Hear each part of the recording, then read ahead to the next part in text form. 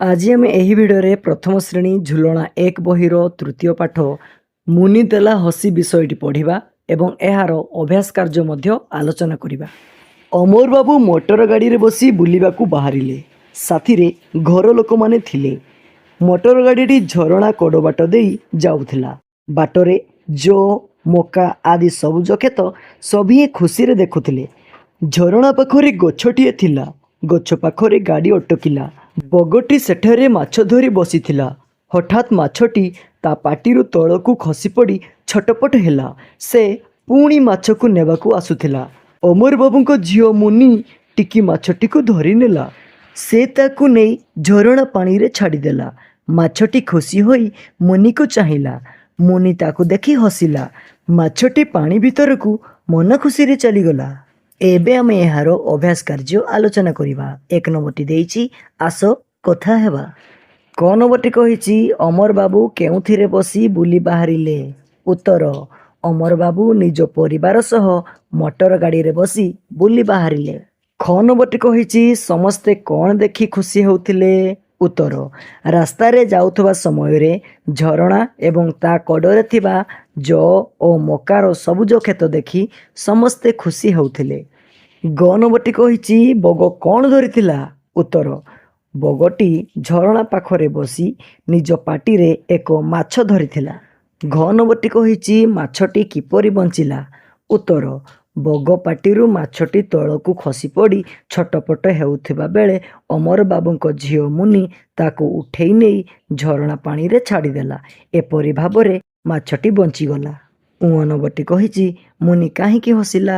ଉତ୍ତର, ମାଛଟି ପାଣିରେ ପହଁରିବା ପରେ ଖୁସି ହୋଇ ମୁନିକୁ ଚାହିଁଲା ଏବଂ ମନ ଖୁସିରେ ଭିତରକୁ ଚାଲିଗଲା। ମାଛର ଜୀବନ ବଞ୍ଚାଇଥିବାରୁ ଏବଂ ତାର ଖୁସି ଦେଖି ମୁନି ହସିଲା। ତାପରେ 2 ନମ୍ବରଟି କହିଛି, ତଳଚିତ୍ର ଗୁଡ଼ିକର ନାମ କହିବା। ମୋ ଅକ୍ଷରରୁ ଆରମ୍ଭ ହୋଇଥିବା ଚିତ୍ର ତଳେ ଥିବା କୋଠରୀରେ ରଙ୍ଗ ଦେବା। ଏଟା ହେଉଛି ମକା, ତାପରେ କାଉ, ତାପରେ ମଗ, ତାପରେ ମୟୂର, ତାପରେ ଗଛ। ଏଠାରେ ମକା, ମଗ ଆଉ ମୟୂର ପ୍ରଥମ ଅକ୍ଷର ମୋ ଅଟେ। ତେଣୁକରି ଏମାନଙ୍କ ତଳେ ଥିବା କୋଠରୀରେ ଆମେ ରଙ୍ଗ ଦେବା। 3 ନମ୍ବରଟି କହିଛି, ସାଙ୍ଗ ସହ କଥା ହୁଅ। ମୋ ଅକ୍ଷରରେ ଗୋଲ ବୁଲାଇବା। ଏଠାରେ ଯେଉଁ ଯେଉଁ ଜାଗାରେ ମୋ ଲେଖା ହେଇଛି ତା ଉପରେ ଆମେ ଗୋଲ ବୁଲେଇବା। 4 ନମ୍ବରଟି କହିଛି, ଦେଖି ଦେଖି ଲେଖିବା। ଏଠାରେ ମୋ ଯେମିତି ଲେଖା ହେଇଛି ସେମିତି ଏଠି ଦେଖ ଡଟ୍ ଡଟ୍ ଡଟ୍ ଡଟ୍ ଦେଇକିନା ମୋ ଟିକେ ଟିକେ ଲେଖା ହେଇଛି। ତ ତା ଉପରେ ଆମେ ପେନସିଲରେ ମୋଡ଼େଇ ମୋଡ଼େଇ ମୋ ଲେଖିବା ସୁନ୍ଦର ଭାବରେ। ତାପରେ 5 ନମ୍ବରଟି କହିଛି, ତଳ ଚିତ୍ରକୁ ଚିହ୍ନି ଯେଉଁ ଚିତ୍ରର ନାମ ଗ ଅକ୍ଷରରୁ ଆରମ୍ଭ ତାର ତଳ କୋଠରୀରେ ଠିକ୍ ଚିହ୍ନ ଦିଅ। ଏଟା ହେଉଛି ଗଛ, ଏଟା ହେଉଛି ନଟୁ, ଏଟା ହେଉଛି ଗଧ, ଏଟା ହେଉଛି ଗରିଆ। ନାଇଁ, ଗରିଆ ନାଇଁ, ଏଟାକୁ ମାଠିଆ କୁହନ୍ତି ବୋଧେ। ହଁ, ନା, ଏଟା ହେଉଛି କଳସୀ। ତେବେ ଏଠାରେ ଆମେ ଗଛ ଏବଂ ଗଧର ତଳ କୋଠରୀରେ ଠିକ୍ ଚିହ୍ନ ଦେବା। 6 ନମ୍ବରଟି କହିଛି, ଗ ଅକ୍ଷରରେ ଗୋଲ ବୁଲାଇବା।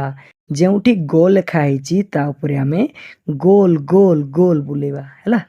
7 ନମ୍ବରଟି କହିଛି, ଦେଖି ଦେଖି ଲେଖିବା।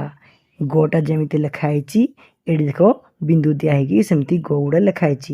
ତା ଉପରେ ଆମେ ପେନସିଲରେ ଆସ୍ତେ ଆସ୍ତେ ଆସ୍ତେ ଆସ୍ତେ ଗୋ ଲେଖିବା। ଠିକ୍ ଅଛି।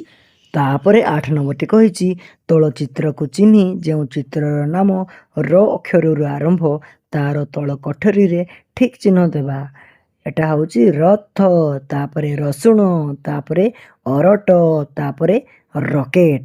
ତେବେ ଏଠାରେ ଆମେ ରଥ, ରସୁଣ ଆଉ ରକେଟର ତଳ ବାକ୍ସରେ ଠିକ୍ ଚିହ୍ନ ଦେବା।